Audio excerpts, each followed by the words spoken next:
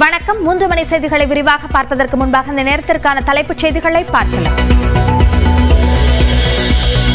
திருவண்ணாமலை மாவட்டம் போளூர் அருகே தொடக்கப்பள்ளியில் முட்டை வழங்காதது குறித்து கேள்வி எழுப்பிய மாணவர் மீது துடைப்பத்தால் தாக்குதல்.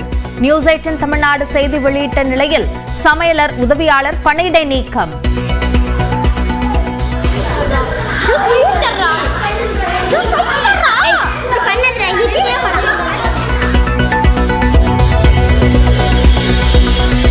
தேனி மாவட்டம் கம்பம் அருகே இருசக்கர வாகனத்தில் பதுங்கியிருந்த பாம்பு கடித்து இளைஞர் உயிரிழப்பு.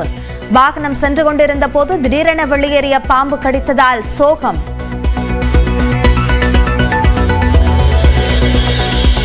திருவாரூர் மாவட்டத்தில் இன்றும் நீடிக்கும் கனமழை.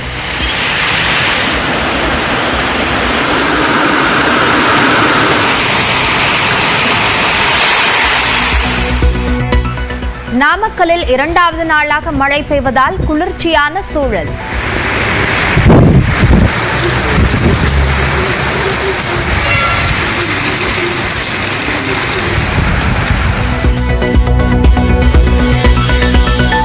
கோவை, நீலகிரி உள்ளிட்ட 16 மாவட்டங்களில் இன்று கனமழைக்கு வாய்ப்பு.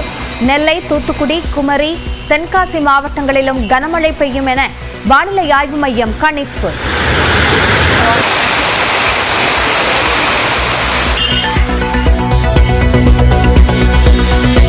சென்னையில் இன்று மிதமான மழைக்கு வாய்ப்பு. நீலகிரி, கோவை, திருப்பூர், ஈரோடு, சேலம், தேனி, திண்டுக்கல் மாவட்டங்களில் நாளையும் கனமழை பெய்யும் என வானிலை ஆய்வு மையம் தகவல். தமிழ்நாடு அரசின் நீட் விலக்கு சட்டத்திற்கு ஒப்புதல் தர மத்திய அரசு மறுப்பு.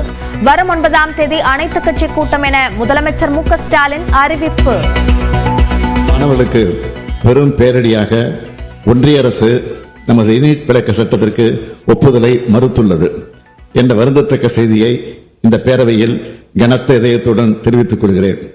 மக்களால் தேர்ந்தெடுக்கப்பட்ட மாநில சட்டமன்றத்தின் மாண்பினை அவமதித்துள்ள ஒன்றிய அரசின் இத்தகைய எதேச்சதிகார போக்கு அரசமைப்பு சட்டம் தந்துள்ள கூட்டாட்சி கருத்தியல் வரலாற்றில் ஒரு கருப்பு அத்தியாயம்.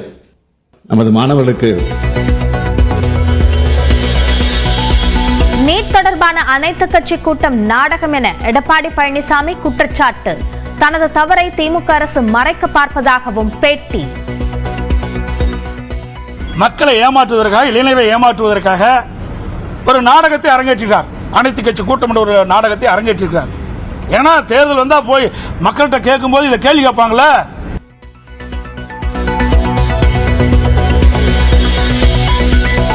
சென்னையில் காரை நிறுத்துவது தொடர்பாக நீதிபதியின் மகனுடன் மோதல்.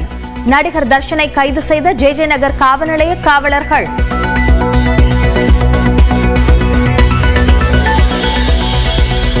எம்புரான் பட தயாரிப்பாளர் கோபாலன் வீட்டில் அமலாக்கத்துறை சோதனை.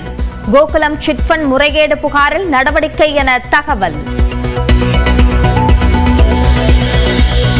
முல்லை பெரியாறு அணையால் ஆபத்து என எம்புரான் படத்தில் காட்சிகள் உள்ளதாக வேல்முருகன் குற்றச்சாட்டு. எதிர்ப்பு வந்த பிறகு காட்சிகள் நீக்கப்பட்டுள்ளதாக முதலமைச்சர் மு க ஸ்டாலின் விளக்கம். சென்சார்ல முதல்ல கட் பண்ணல. நம் படம் வெளியானதற்கு பிறகுதான் இந்த செய்தி வெளியே வந்து அதற்கு பிறகு எதிர்ப்பு தெரிவிக்கப்பட்டு உடனடியாக அந்த சீன் அத்தனையும் நீக்கப்பட்டிருக்கிறது என்பதை நான் இந்த அவைக்கு தெரிவித்துக் கொள்கிறேன். ஏப்ரல் 3வது வாரம் அமித்ஷா தமிழ்நாடு வர வாய்ப்பு. அதிமுக, தேமுதிக தலைவர்களை சந்திப்பார் என தகவல்.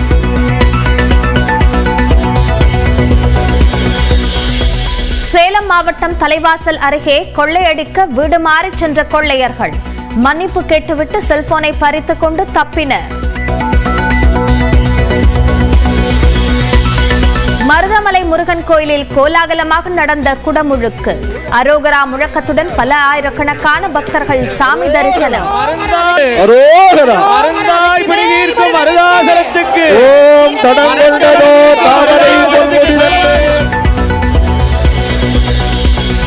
வக்ஃப் மசோதா நிறைவேற்றத்தால் விளிம்பு நிலை இஸ்லாமியர்கள் பயன்பெறுவார்கள் என பிரதமர் நரேந்திர மோடி பெருமிதம்.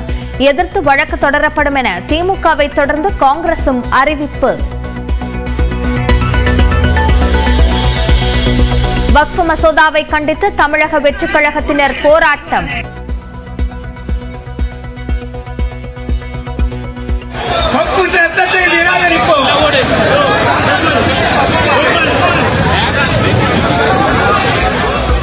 பட்டணப்பாக்கத்தில் நடந்த போராட்டத்தின் போது கைதாவதை தவிர்க்க தப்பி ஓடிய தொண்டர்கள்.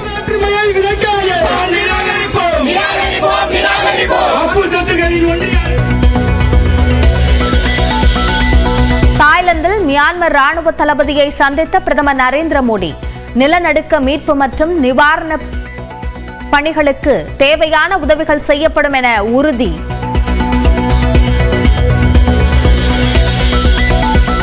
முதல் முறையாக சர்வதேச விண்வெளி மையத்திற்கு செல்ல உள்ள இந்திய வீரர் சுபான்ஷு சுக்லா அமெரிக்காவின் நாசா அனுப்பும் விண்கலத்தில் மே மாதம் செல்ல உள்ளதாக தகவல்.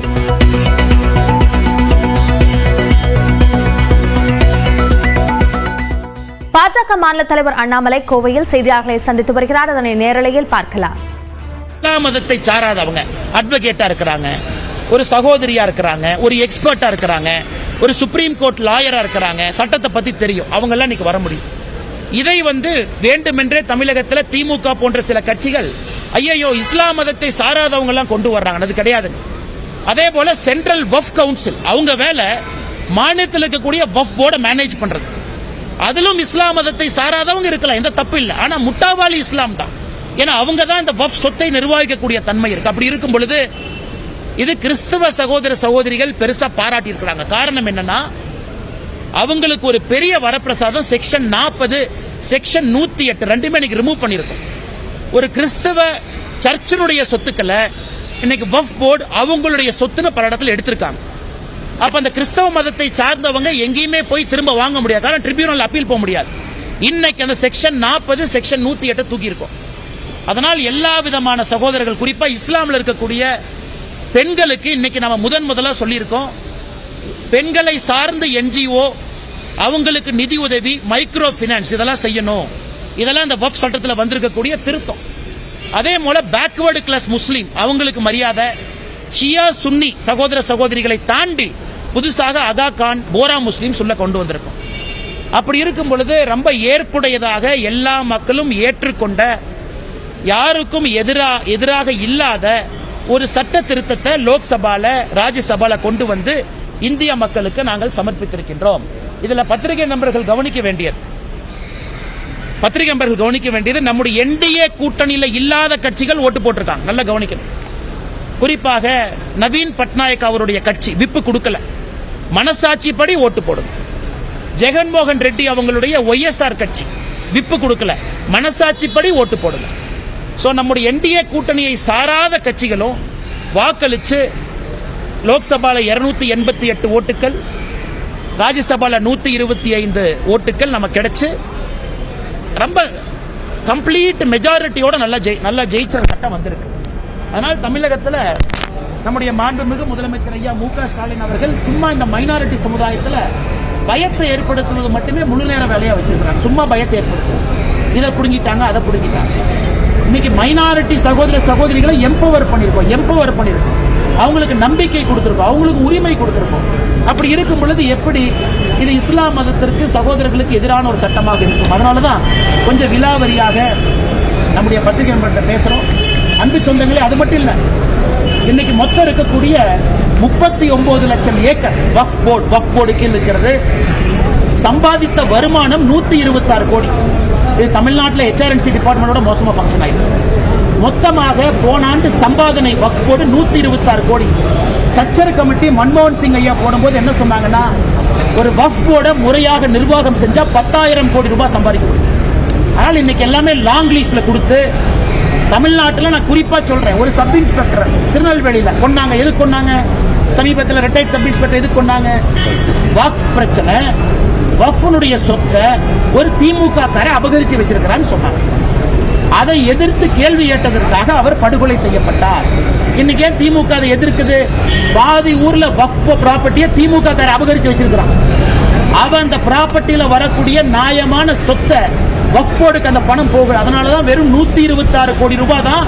நீங்களே யோசிச்சு பாருங்க, 39 லட்சம் ஏக்கர் வெறும் 126 கோடி ரூபாய் சம்பாதிக்கும். 4 ஆண்டுகள் கொடுத்து பாருங்க பத்திரிகை நண்பர்களே, நீங்க 4 ஆண்டுகள் கழிச்சு பாருங்க இந்த வக்ஃப் போர்டு எவ்வளவு சம்பாதிக்குதுன்னு மட்டும் பாருங்க. அது எல்லாமே இஸ்லாமிய சொந்தங்களுக்கு அந்த பணம் போகணும். குறிப்பாக ஏழை இஸ்லாமிய சகோதரிகளுக்கு அந்த பணம் போக வேண்டும்.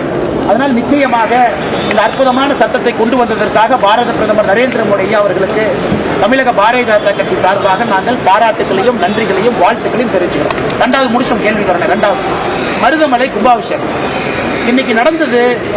நம்முடைய முருகபெருமான் மருதமலையில முருகபெருமானுக்கு நடந்த கும்பாபிஷேகமா இல்ல திமுக காரங்களே அவர்களுக்கு அவர்கள் நடத்திய மாநாடான்னு சந்தேகமா இருக்கு. பக்தர்கள் எல்லாமே நேற்று சாயந்தரத்திலிருந்து படிக்கட்டுக்கு வெளியே நிக்க வச்சிருக்கிறாங்க. படியில் ஏற கூட விடல. அமைச்சர் சேகர் பாபு அவருடைய மனைவியும் குழந்தையும் போலீஸ் எஸ்கார்ட் போட்டு மருதமலை கூட்டிட்டு போறாங்க. இந்த அநியாயத்தை பார்த்துருக்கீங்களா? ஒரு அறநிலைத்துறை அமைச்சருடைய மனைவியும் மகளும் குடும்பமும் எஸ்கார்ட் போட்டு மருதமலை எஸ்கார்ட் போட்டு. ஆனா முருகபெருமானுக்கு சேவை செய்யக்கூடிய கோயம்புத்தூர் மக்கள் அவங்க எல்லாம் கையை கட்டிக்கிட்டு படிக்கீழ நிக்கிறாங்க. விபூதி கூட கொடுக்கல. 750 சிறப்பு தரிசன பாஸ். அந்த 750 கரைவேட்டி கட்டியிருக்கக்கூடிய திமுக காரங்களுக்கு கொடுத்தாங்க. அப்ப தொடர்ந்து நாங்கள் சொல்லுவது, இன்னைக்கு மருதமலையில முருகபெருமான அவமானப்படுத்தி இருக்கிறாங்க. உண்மையான பக்தர்களை உள்ள விடல. கும்பாபிஷேகத்துல எப்படி நடத்தப்பட வேண்டுமோ அது போல நடத்தல. இது திமுக மாநாடு போல. சேகர் பாபு அவர்களுடைய மனைவியும் குழந்தையும் ஏதோ கோயம்புத்தூருக்கு டூரிசம் வந்துட்டு அப்படியே மருதமலைக்கு எட்டி பார்த்த மாதிரி வந்திருக்கிறாங்க. அதனால இதை பாரதிய ஜனதா கட்சி வன்மையாக கண்டிக்கின்றோம். தமிழகத்தில் இதனால் தான் அறநிலைத்துறை இருக்கக்கூடாது என்று தொடர்ந்து சொல்லுகின்றோம். இதுவும் ஒரு பாயிண்ட் நோட் பண்ணிக்கங்க. அதனால முருகபெருமான் பனிஷ்மெண்ட் கொடுக்கட்டும். எந்த ஒரு அமைச்சர்களுமே கலந்துக்கல. ஏன் அந்த மரியாதை கூட முருகபெருமானுக்கு கொடுக்க மாட்டீங்களா? அமைச்சருக்கு அப்படி என்ன வேலை? ஒரு முக்கியமான கோயிலுடைய கும்பாபிஷேகம் நடக்குது. அமைச்சருக்கு தவிர என்ன வேலை? மாவட்டத்தினுடைய அமைச்சர் எங்க போனாரு? கோவையில் செய்தியாளர்களை சந்தித்த அண்ணாமலை வக்ஃப் சொத்துக்கள் அபகரிக்கப்பட்டிருக்கின்றன என்ற குற்றச்சாட்டையும் அந்த மசோதாவை சார்ந்த சில விளக்கத்தையும் கொடுத்தார்.